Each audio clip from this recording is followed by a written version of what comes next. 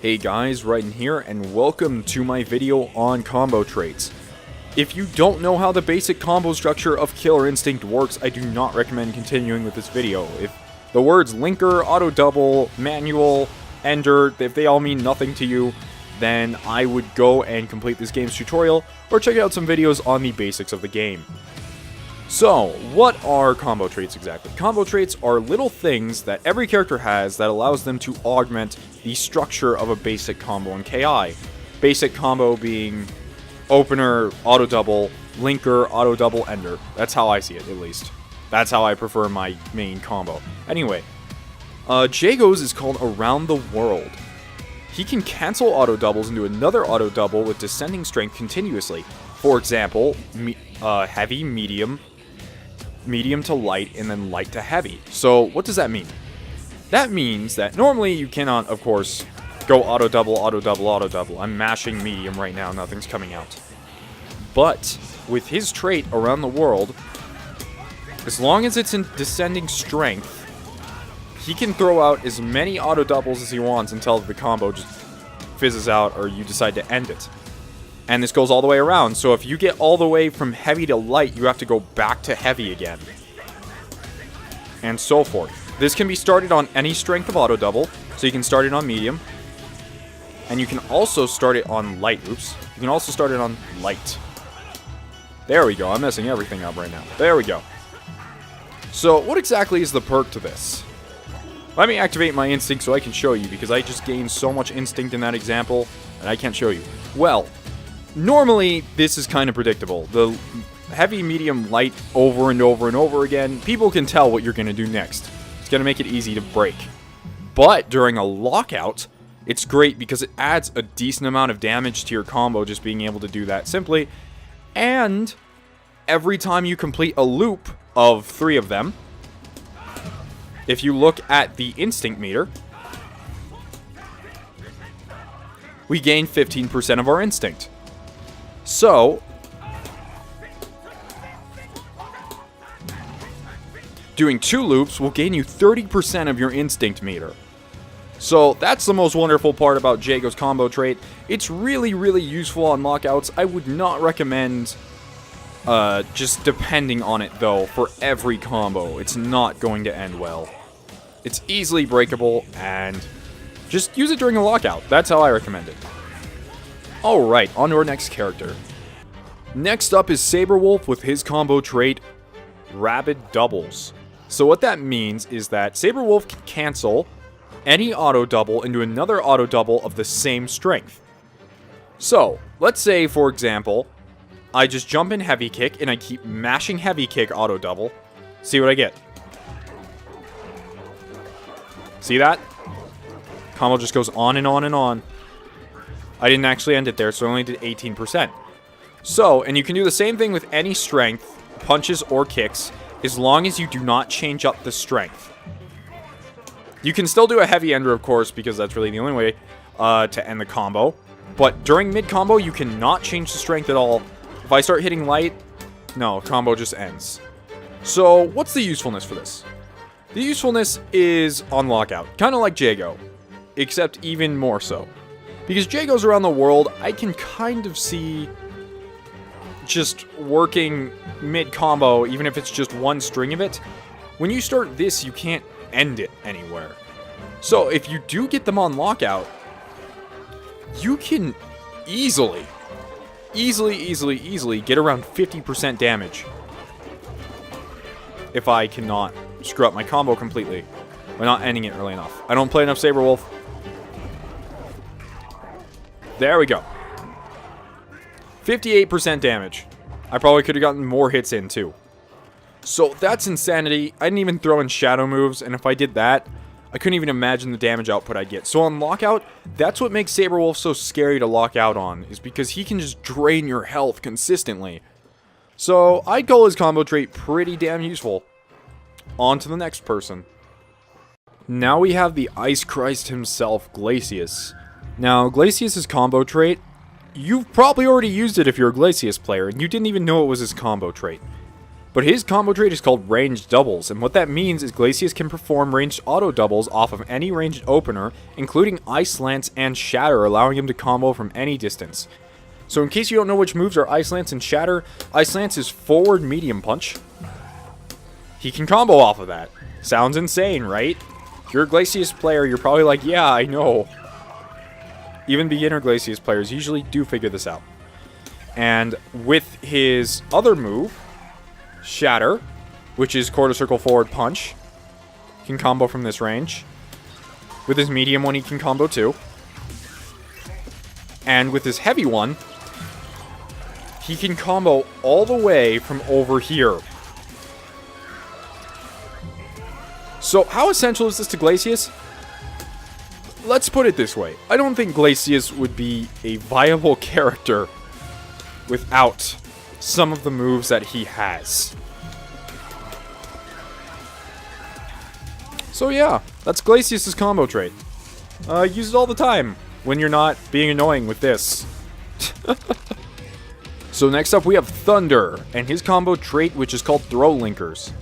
So if the title didn't already blatantly give away what the combo trait did, Throw Linkers means that he can use his back throw as an opener or a linker, but it can be teched. So his frontal throw puts him on the ground right in front of him. It's good for gaining distance, although I don't think you'd really want that with Thunder. You really want to stay as close as possible, in my opinion. But his back throw puts him right behind them. So what that means is he can combo off of it.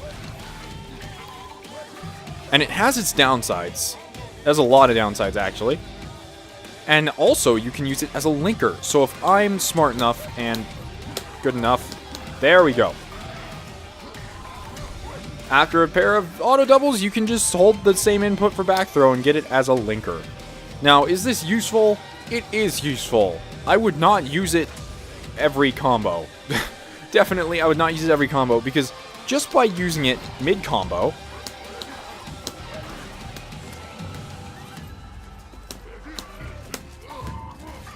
which I am failing to do right now. Excuse me for being so bad at Thunder. It kind of just spends an unnecessary amount of the KV meter. You don't want that.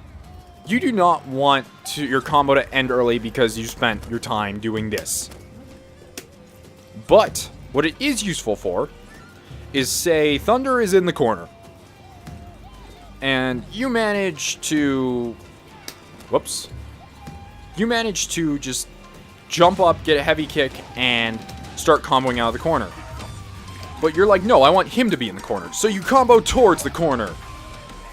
Now who's in the corner, robot? It's you.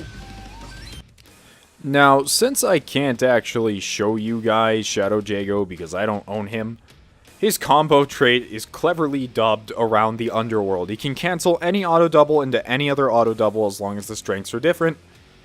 But, unlike Jago's, it does not have the 15% instinct meter gain.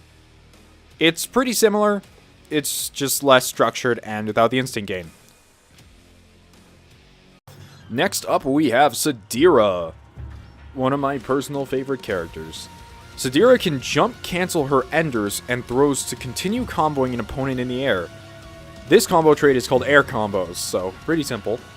What jump canceling is, for those of you who don't know, is the ability to jump right after a special move.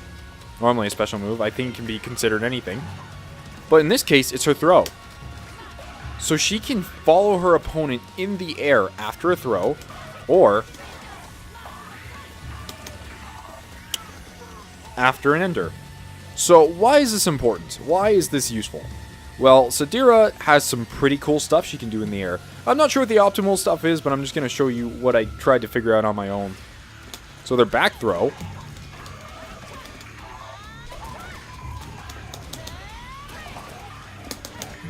You can do some cool stuff like that.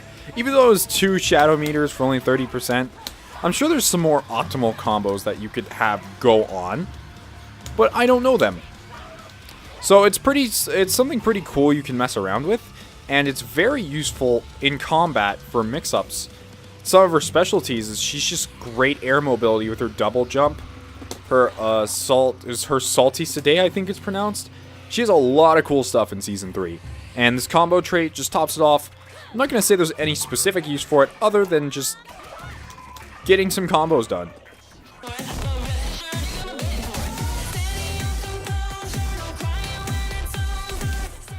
Next up, we have Orchid with her combo trait, Double Linkers. Orchid can basically just string together 2 Ichi-ni-san linkers in a row of any strength. So yes, Ichi-ni-san is her special attack. That is something that some people are confused about, is that some special attacks do look different as linkers. It is a Rekka, if I believe I'm using the term correctly. Not a term I use a lot. Yeah, so if we enter a combo, that's her Ichi-ni-san linker, that right there. But if we do it twice, Orchid can do it twice. Why would we want to do it twice? Well, it is her most damaging linker, I assume. So it would allow her to do some pretty nifty, heavy amounts of damage. But, problem being, unlike Jago's, it's not really going to give her any super benefit. And just like his, if used a lot, it is easily breakable, and you can see through it fairly quickly. So that's pretty much all that is. The way I'd say use it is use it on lockouts. Use it every once in a while during a combo when they expect an auto double to come out, but you just don't do one. Otherwise, just kind of stick to the formula. You know? Damn, I love that move. Next, we have my favorite kooky skeleton, Spinal. Now, what is Spinal's combo trait? I didn't know about this for the longest time, actually. I started learning how to play him, and I saw these weird things happening sometimes, and I couldn't explain it. You know? So, Spinal's combo trait is called Spectral Manuals. So, after the third hit of an auto double, or after the second hit of an auto double, I'm sorry, you can tap the button again after waiting a moment, and get a manual after it. So, to show you guys. There we go. That was the medium version. Light version's kind of hard to get since I haven't practiced with it. That's the light version, and the heavy version... Whoops, can't combo with that. Heavy version is that. And the best part of it all, each time Spinal does it, he gains a skull. So pay attention closely. I'm going to do it one more time. And there's a skull for Spinal. So is this useful? Hell yes, this is plenty useful. There's one huge kind of downside to it though, is the fact that when you do it, it has to be of the same strength of auto double as you had before. So if they already caught your auto double and are expecting you to manual because you're throwing out too many, that's not going to be fun for you, because they're going to break that and you're going to have some trouble. Breaking manuals is much harder, but these ones are slower than most manuals, and they're easily breakable. But on the upside, you are getting more skulls, and the more skulls you have, the more control you have as Spinal, and that's what you want more than anything. You want control of the battle, you want control of their meter, you want everything because you're a goddamn pirate skeleton. Next up, we have Gore. Against Gore. Gore's combo trait is called Auto Triples. During any auto double, if Gore presses the same attack button, he will extend the auto double to a third hit. So it's kind of similar to Spinal's actually. Let's demonstrate, shall we? If I can remember what his specials are. There we go. See? You saw there? Third hit.